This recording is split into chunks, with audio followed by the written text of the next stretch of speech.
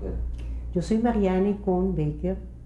Estoy aquí acompañando a la señora Aida Eidelman, a quien voy a entrevistar para la historia de la comunidad ashkenazí de Venezuela. Aida, por favor, ¿puedes decirnos tu nombre completo, tu lugar de nacimiento y tu fecha de nacimiento?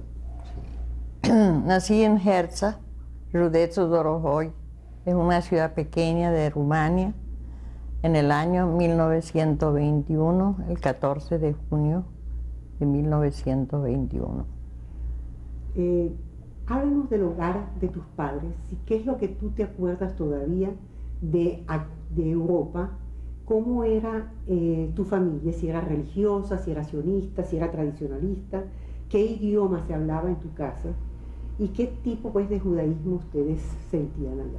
Bueno, nosotros no éramos religiosos, pero sí éramos muy tradicionalistas. Mi abuelo fue cantor de una sinagoga y muchas veces lo invitaban para otras sinagogas en otras ciudades para cantar. Mi abuela era siempre de la casa, nunca siempre del hogar. Mi mamá era hija única, pero ellos se divorciaron los padres y el papá se volvió a casar y tuvo 4 hijas con la otra esposa. Así que mi mamá tenía 4 hermanas, que todas se fueron. Una cayó yendo para el campo de concentración, se murió. Las otras 3 llegaron con sus hijos y sus familias para Israel, y todavía hay 2 que están vivas en Israel, en un Betabot. ¿Cómo fue y por qué motivo que tus padres decidieron emigrar? Mi papá fue en la Primera Guerra Mundial, del año 14. Mi papá estuvo en Hungría peleando contra los húngaros por Rumania, ¿no? Estaba de soldado de Rumania peleando contra los húngaros. Ahí agarraron todo el batallón de mi papá y lo pusieron, estaban todos presos. Y cuando mi papá regresó a Rumania después de 2 años, entonces el gobierno rumano dijeron que no lo habían tomado como prisionero, sino que ellos se habían entregado a Hungría. Entonces lo estaban juzgando.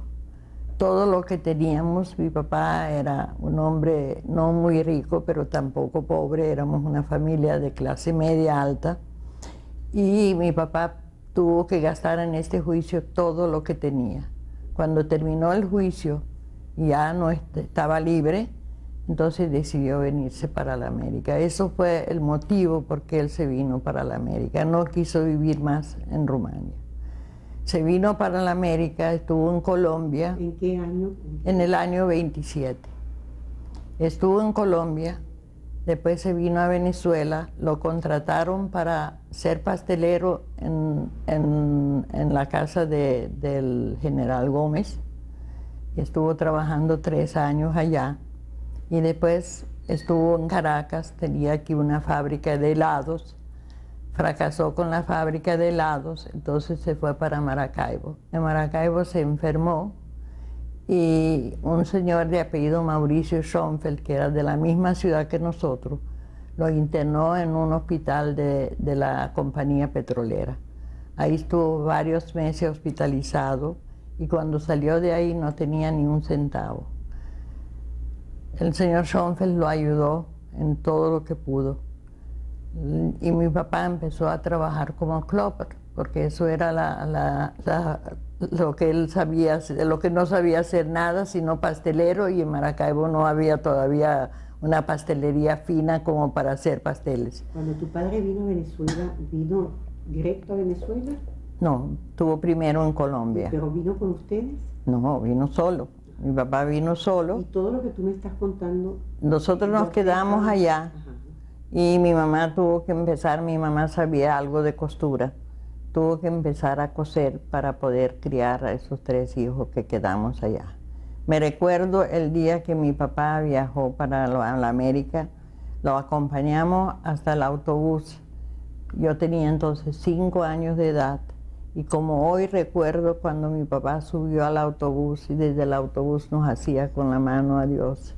Y 10 años después lo volví a ver cuando tenía 15 años y no lo reconocí. Mi mamá nos dijo, mire, el señor que está ahí con la pajilla y el flux blanco, ese es su papá. Realmente fue muy triste porque mi hermana tenía 3 años cuando se fue y mi hermano tenía 1 año. Y entonces ninguno lo reconocimos. Pero mi mamá nos enseñó, el que está ahí abajo es su papá. Nos estaba esperando. Que por cierto venimos de Europa, de Ámsterdam para Curazao y de Curazao para Venezuela en un barco que casi se estaba hundiendo y todas las maletas y todo lo que traíamos, 14 maletas se mojaron íntegro, todo se perdió. Llegamos a Maracaibo sin nada y mi papá tampoco tenía nada. Entonces al otro día mi mamá dijo, no te preocupes, le dijo a mi papá, yo voy a empezar a coser y voy a ayudarte para salir adelante.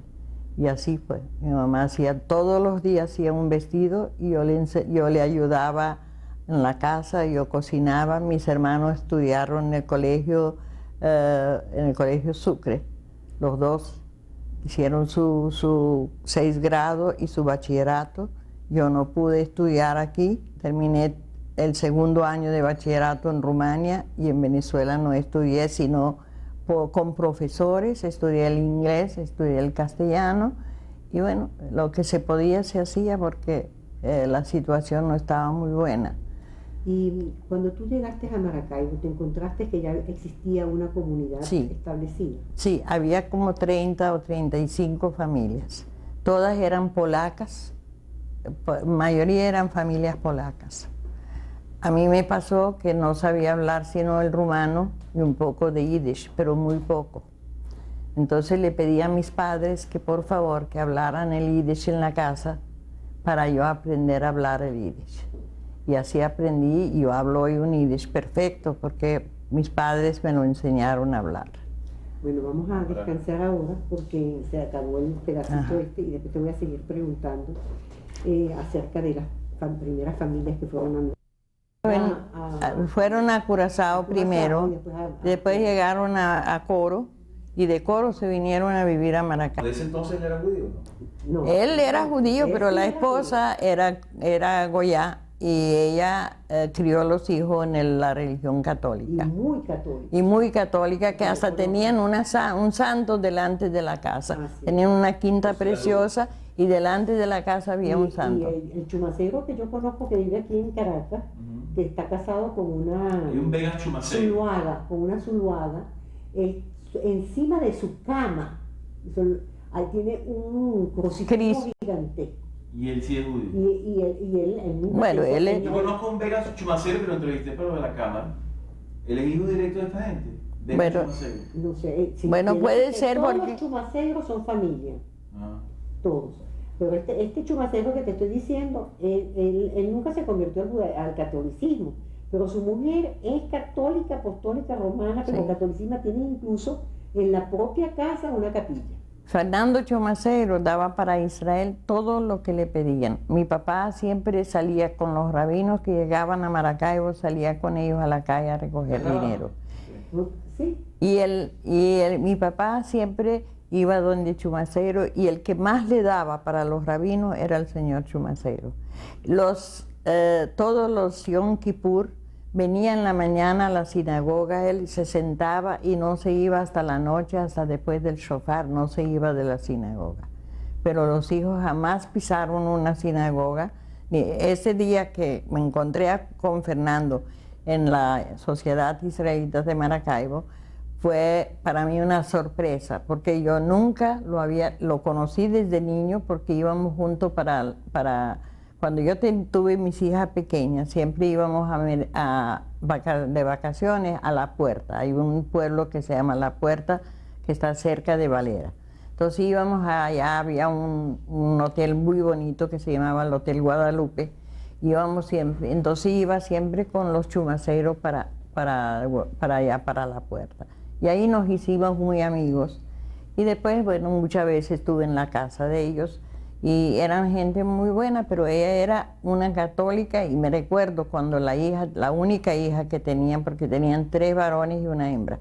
La hembra hizo la primera comunión en un templo, en una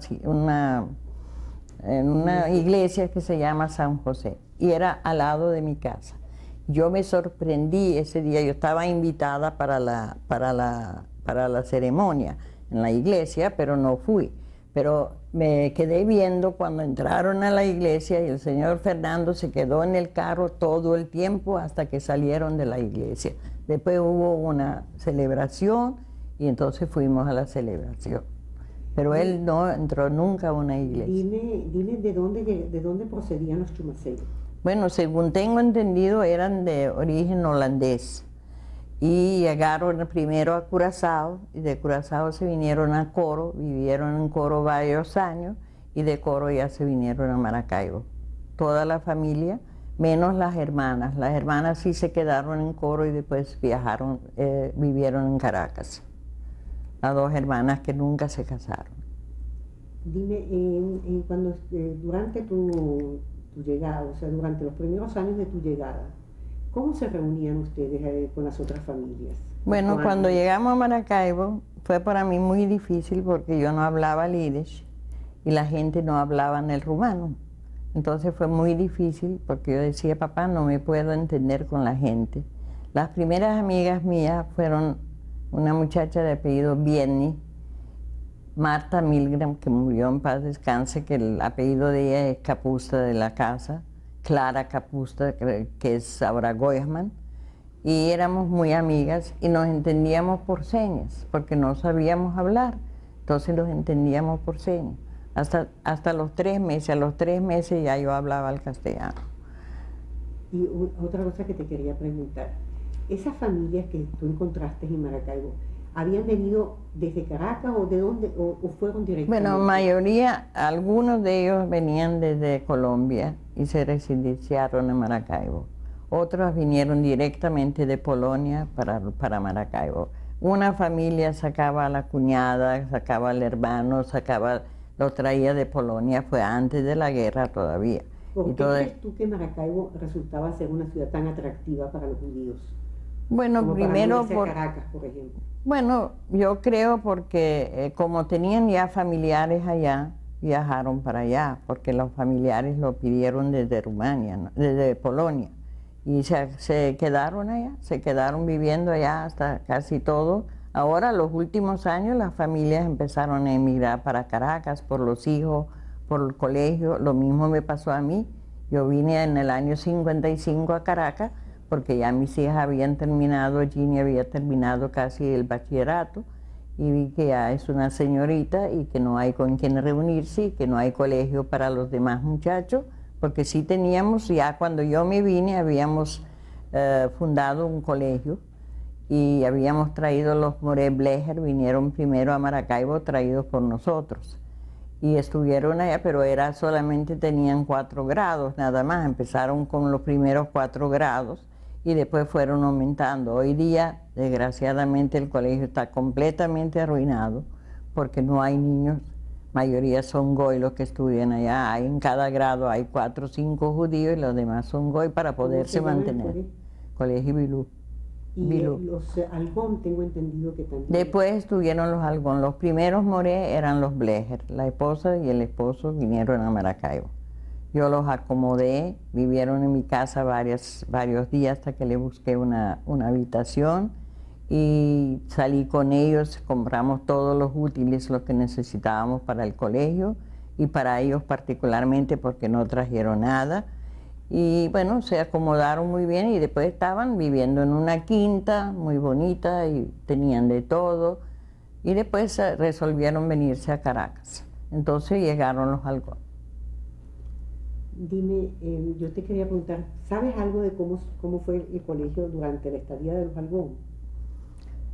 Cuando los Algón llegaron a Maracaibo, apenas yo tuve como 1 año o 2 años en Maracaibo. Los conocí y después cuando viajaba a ver a mis padres, siempre estaban en casa de mis padres, eran muy amigos de mi hermana. Entonces los vi muchas veces, pero decirte cómo era, cómo ellos dieron las clases o cómo eran como profesores, no sé. Dime una cosa, las familias sefaradín que ustedes encontraron allí, ¿había muchos sefaradín allá? No, Pocos. había como 4 o 5 familias sefaradí. ¿Con las que ustedes tenían igual contacto que con Sí, sí, éramos muy amigos de ellos, pero después la colonia sefaradí se hizo muy grande, entonces cuando hicimos el primer club, que fue en la avenida Pichincha, que compramos una casa vieja y la reformamos, y hicimos una terraza muy grande en donde se hacían bodas y bar mitzvahs y brit y todas las festividades se celebraban. Entonces fue cuando ya empezaron la gente a reunirse y a conocerse más, porque llegaron después de la guerra muchísimas familias, traídas por esas familias que ya estaban en Maracaibo, que llegaron todos los Hellman, llegaron muchas familias nuevas, y bueno, había una amistad, éramos como una sola familia, las 100 familias que vivían en Maracaibo, éramos como una sola familia. Si tú hacías un cumpleaños tenías que llamar a todo el mundo, tanto gente grande como niños. Entonces me recuerdo que en un cumpleaños que yo le hice a una de mis hijas, a Kikita, a los 10 años que le hice un cumpleaños, tenía 300 personas en mi casa. Y antes de que existiera el club, ¿en dónde acostumbraban a hacer los rezos de la fiesta? Los rezos se hacían en casa de Moishe Schechter y de Múnich Polishuk, que ellos tenían Sefer Torás. Entonces, por ellos? sí, entonces íbamos allá a las casas de ellos a rezar. Después cuando se compró el club, que se compró una casa vieja y la reformaron, entonces ya pasaron los Sefer Torás allá, y entonces los sefaradí querían rezar aparte porque ellos decían que ellos rezan diferente. Entonces los askenazí rezaban en un lado y los sefaradí en otro. Había un salón grande en donde rezaban los askenazí porque éramos mucho más, y atrás donde habíamos hecho para el colegio unas clases, unas aulas, entonces ahí rezaban los sefaradí en Rosh Hashanah y en Kippur. ¿Y cómo hacían en Pesach para conseguir matzá y las demás, los vinos? Bueno, venían gente a Caracas y compraban aquí la matzá. Eso sí, kasher no había. Mi papá, por ejemplo, mi mamá no comió 2 años, no comió carne en Maracaibo porque dijo que ella no comía carne que no fuera kasher. Entonces mi papá vino a Caracas y aprendió aquí la barajá y vino a Caracas, entonces a Maracaibo, entonces él mataba para mayoría de la gente que querían ser un poco más kasher, entonces mataba los pollos y las gallitas. Y quería preguntarte también, ¿había alguna familia que fuera muy religiosa en Maracaibo en esa época? No. Había muchos hombres en Maracaibo. ¿Cómo hicieron para conseguir novias? Bueno, casi todos se vinieron a Caracas a conseguir novias en Caracas. Ninguna de nosotros nos casamos con hombres de Maracaibo, sino de Caracas también. Yo conocí a mi esposo en un viaje que él hizo a Lagunías, porque nosotros vivimos 2 años en Lagunías. Mi papá trabajó para la compañía petrolera. Entonces, en un viaje que él vino a ver un primo que tenía trabajando en la Shell, entonces me conoció a mí, y de ahí nos enamoramos, y de ahí fue cuando al año nos casamos. ¿Y cómo, Yo me casé a los 19 años. ¿Y cómo fue que se construyó el primer cementerio en Maracaibo? Bueno, las 4 señoras esas que yo te dije los nombres. Dinos. Bueno, fue la señora Levine, la señora Feldman, y la tercera fue la señora Rosenthal y mi mamá Silvia de Co. Entonces fueron de casa en casa recogiendo lo que le querían dar, y con esta plata que ellos recogieron durante meses se compró el primer terreno en Maracaibo. Después, claro, se amplió, se compró más terreno y se amplió. Ahorita es un cementerio bastante poblado en Maracaibo. Pues yo voy, como mi papá está enterrado allá, yo voy todos los años a Maracaibo a la tumba de mi papá. Entonces eso está, bueno, pobladísimo, muchísima gente. ¿Y cuáles fueron las primeras organizaciones sionistas que hubo en Maracaibo? Bueno, yo recuerdo... Un momentico, ahí tienen que mostrar el micrófono. fue lo que me preguntó? Lo de los sionismos. Bueno, me recuerdo que comenzó? mi papá recogía en todas las fiestas con un plato, recogía para el Keren Kayemet. Él era muy sionista, mi papá y mi mamá también. Después se formó el Keren Aizot, un pequeño grupo de varias personas que formaron el grupo de Keren Aizot. Y una vez vino un señor de México, que él era de Ort y Ose. Entonces quería formar en Maracaibo un grupo para que trabajaran para Ort y Ose. Pero la verdad que eso se formó un grupo, pero se deshizo así muy rápido porque la gente decía, bueno, ahora el Ort no tiene muchos proyectos, ni OCE mucho menos, porque OCE era para los inmigrantes, ¿no? Ya no había inmigración en aquel entonces. Así que, y después se formó la Aviso, que fue como en el año 43, 44, se formó la Aviso, que vino el doctor Benchitrit con su esposa. Entonces Emma Feldman los invitó a su casa, invitó a un grupo de damas, que entre ellas estaba yo también, y formamos la organización Viso Maracaibo, que todavía existe y todavía trabaja. Desgraciadamente hay muy pocas familias ahora en Maracaibo, pero sin embargo todavía están trabajando. ¿Las familias que hay hoy en Maracaibo son las mismas que estaban antes? No, eso, la mayoría de las familias, las únicas familias que yo recuerdo de mis tiempos son la familia Levine, que vive allá, la familia Hellman, que es el papá de Sarita Hellman, la familia Berta Blitz, que es de la vieja generación de mis tiempos, y creo que más nadie, todos son nuevos sefaradí que emigraron últimamente a Maracaibo y están utilizando nuestro club, que hemos trabajado tanto para él y para nuestro colegio. Y cuando tú decidiste venirte a Caracas, ¿cómo te sentiste a tu llegada en Caracas? Muy mal, muy mal. Estuve primero, y aunque te voy a decir que mis amigas, la familia Rosenthal eran amigas mías, Clara Goesman era amiga mía, Marta Milgram era amiga mía. Tenía muchas amigas aquí en Caracas que habían venido de Maracaibo, se habían casado en Caracas y vivían aquí. Pero sin embargo, me sentí mal porque me hacía mucha falta Maracaibo. Es que Maracaibo, una amiga mía me dijo, por cierto murió hace poco, me dijo, mire Aida, tú estás loca, ¿por qué tú te vas para Caracas? Digo, mire, yo me voy para Caracas porque quiero que mis hijas se críen en un ambiente más judío que el de Maracaibo. Entonces ella me dijo, pero ¿cómo es posible con la posición que tú tienes en Maracaibo? Porque yo trabajaba para la Cruz Roja, trabajaba para la Antituberculoso, trabajaba para la Vitso, trabajaba para muchas organizaciones, trabajaba para Keren Aizot, para Keren Kayemet, le ayudaba a mi papá. Entonces me decía, yo no te entiendo, si todos los días sales en los periódicos, ¿qué vas a hacer tú en Caracas que nadie te conoce? Digo, no importa no salir en los periódicos, total que mis hijas sean buenas judías, y gracias a Dios todas se han casado con judíos, y también mis nietos, y espero que mis bisnietos también. Y no solamente eso, tus hijas son activistas. Tú tienes una hija que fue directora del colegio. Del colegio, fue 25 años, fue directora del Colegio Moral y Luces.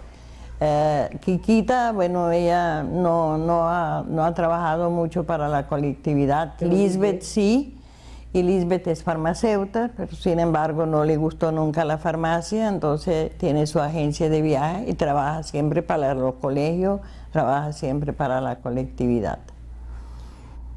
¿Cuánto tiempo tienes viviendo ya aquí en Caracas? Desde el año 55, son 40, al 49 son 45, 40 años. Al 9, son 54 años que vivo. ¿Cómo sintieron ustedes cuando empezó la Segunda Guerra Mundial? ¿Cómo sintieron ustedes esa tragedia que le ocurrió a los judíos, y si había la posibilidad de que ustedes trajeran algún familiar? Bueno, nosotros sacamos 14 personas para Israel, mis padres. Las hermanas con toda la familia los mandaron para Israel. Allá los acomodaron a todos. Mi esposo trajo toda su familia para Israel. Nosotros no trajimos sino un sobrino para acá, que es Isaac Eidelman, que se casó con Betty Gelman, que vive aquí. Los demás todos están en Israel. Yo he viajado 8 veces para Israel, me encanta Israel. Me encantaría vivir allá, pero tengo toda mi familia aquí, todas mis raíces aquí. No, nunca he podido ir a vivir a otra parte. Háblanos de tu trabajo en el Bikur Jolim. ¿Cómo fue que tú llegaste al Bikur Jolim? Yo llegué al Bikur Jolim porque como a mis padres les encantaba hacer donaciones y trabajar para la gente pobre, tanto venezolanos, porque mi papá ayudó muchísima gente venezolana. ¿Y a quién crees tú que ayudaba mi papá?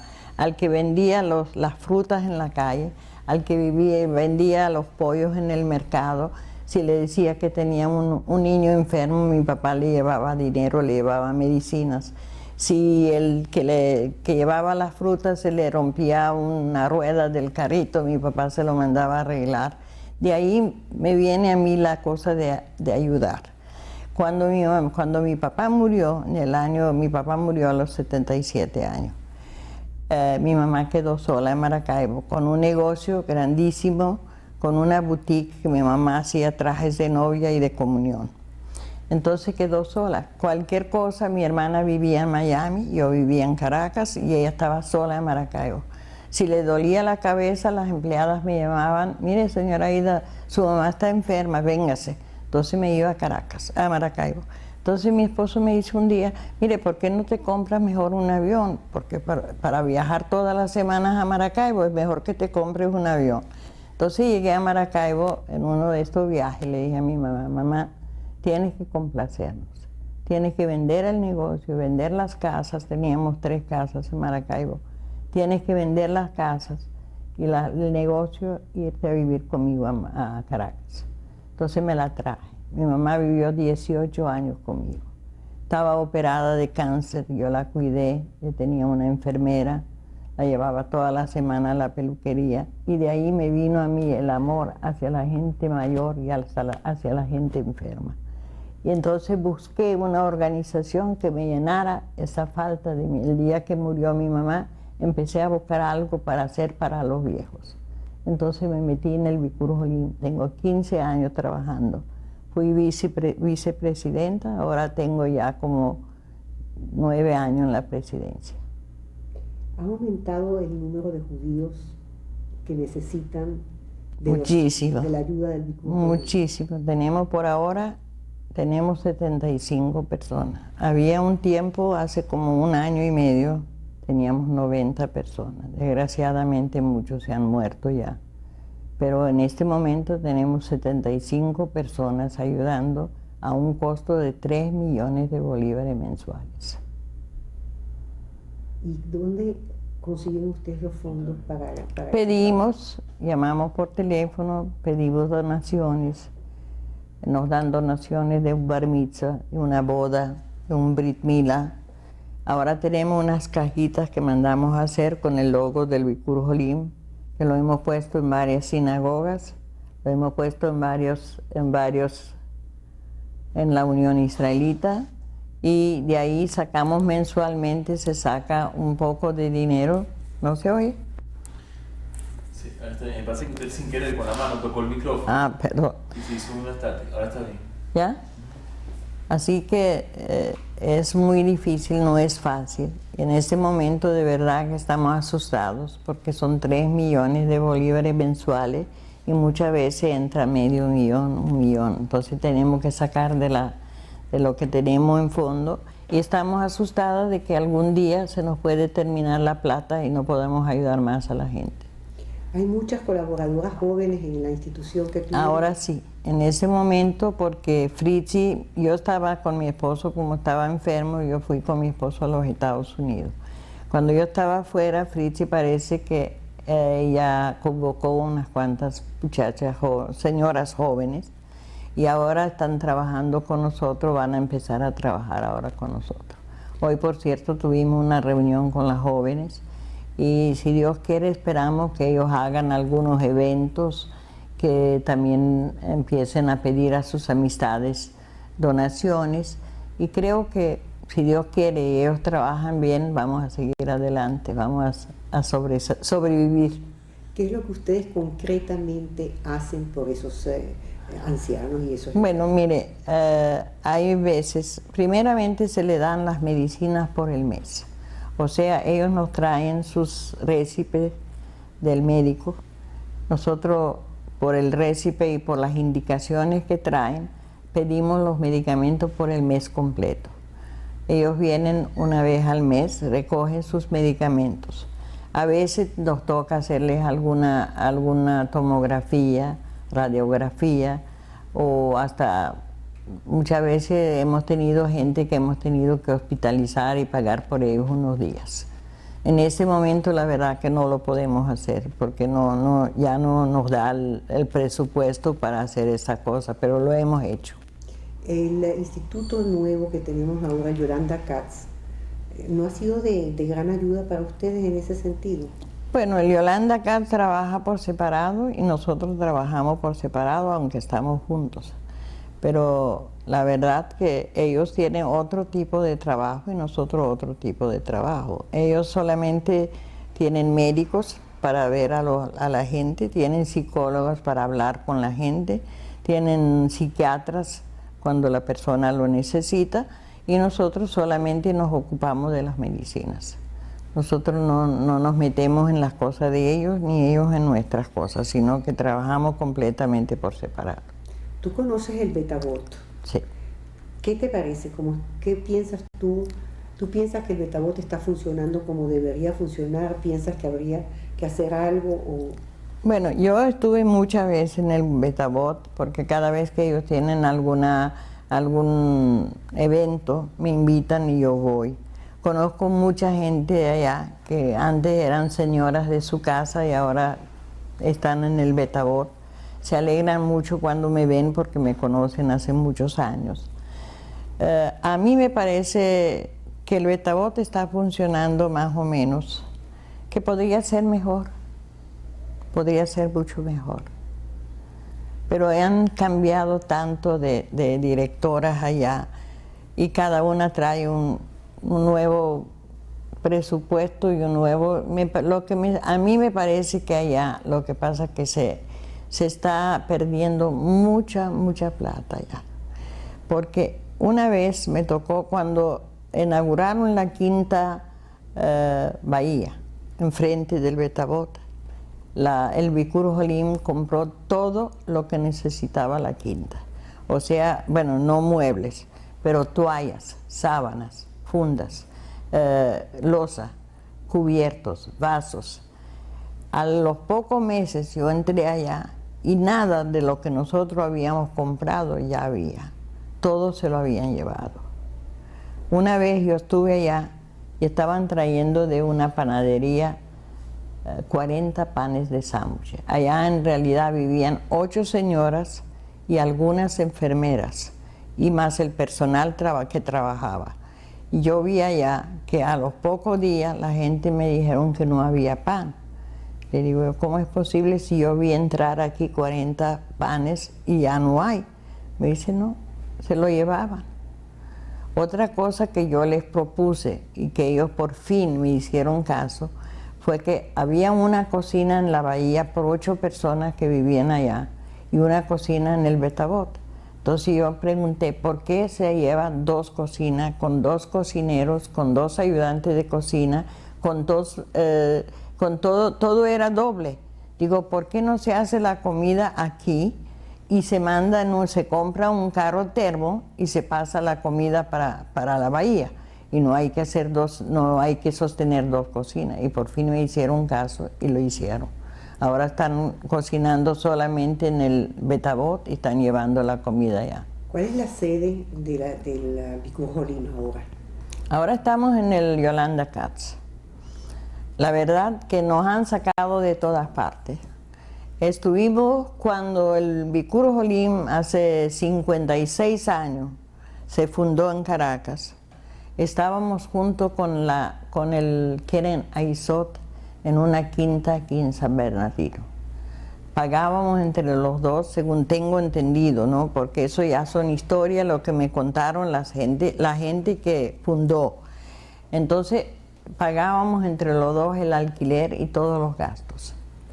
Cuando se fundó cuando se iba a construir el Betam,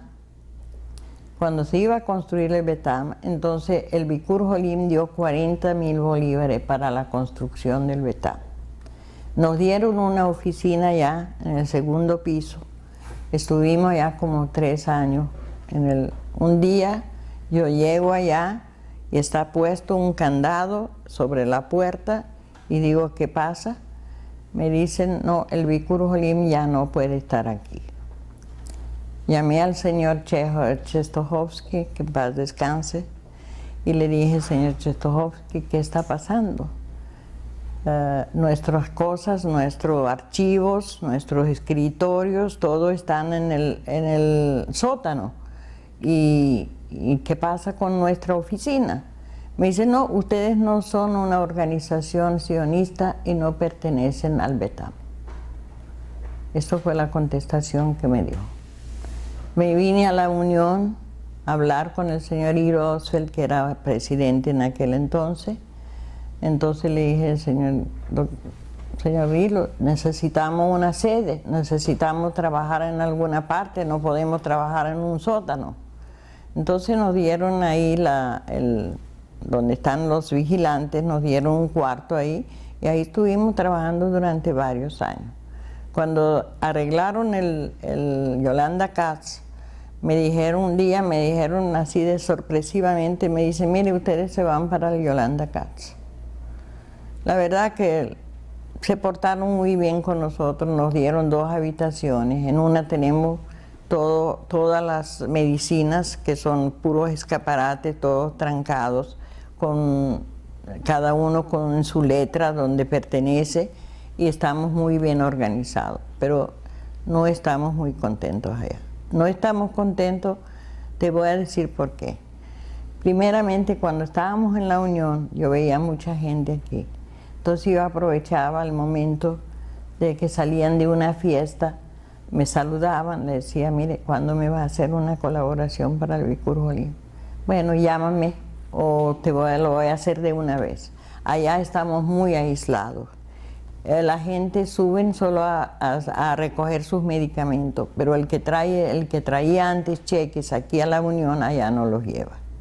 Entonces yo no estoy muy contenta allá. No porque estoy mal atendida ni por nada de esto, sino que simplemente porque estamos demasiado aislados. Señora Eidelman, ¿usted quiere dejar un mensaje para...? Bueno, el mensaje... Ya, un momentico, estamos en 30 minutos, me cambié la cinta, pero cuando cambié la cinta, da el mensaje. Ok, ¿y qué se termina? No. El nombre de la señora. Pero guardas la cinta. Bueno. Yo sé, pero no importa, ahí dice week. O sea, está reservado para el mío. Ya. Aida, ¿qué Bueno, piensas tú? mi mensaje, yo pienso... Un momentito, mira, primero quiero hacerte una pregunta Sí. antes de eso. Ya, tú me dices Ya. cuándo. Quiero preguntarte, ¿qué piensas tú de la actividad judía actual, los jóvenes? ¿Cómo ves tú a los jóvenes de la comunidad? Yo lo veo muy bien, lo veo maravillosamente bien, porque veo que mayoría de los muchachos están metidos en organizaciones sionistas. Mayoría de los muchachos cuidan nuestras sedes. Mis nietos, yo sé que están también cuidando la Unión y las otras sinagogas todos los viernes. Y llegan tardísimo a su casa hasta que no sale todo el mundo de la sinagoga, ellos no se vienen a la casa. Y veo que los muchachos de hoy, por ejemplo, puedo decirlo de mi familia, que mis nietos todos los viernes en la noche rezan, hacen el kiddush en la noche, bendicen el halá y siempre cantamos y estamos juntos la familia en todos los viernes en la noche. Entonces a mí me parece que en cada casa judía debiera de ser lo mismo que es en mi familia, de que las familias se tienen que reunir, tienen que estar juntas y que los muchachos tienen que seguir el ejemplo de sus padres. ¿Y qué mensaje le dejarías tú a esa juventud que está trabajando ahora por la continuidad? Bueno, yo lo que le puedo decir es que sigan adelante, que sigan trabajando y que sigan luchando y que no se olvide que tenemos un Israel que es una belleza y que tenemos que cuidarlo y que tenemos que seguir adelante con nuestro trabajo, cada uno en su trabajo, porque yo creo que cada persona tiene que hacer algo por la colectividad. Muchísimas gracias, Alina. Muy lindo. De verdad que te lo agradezco.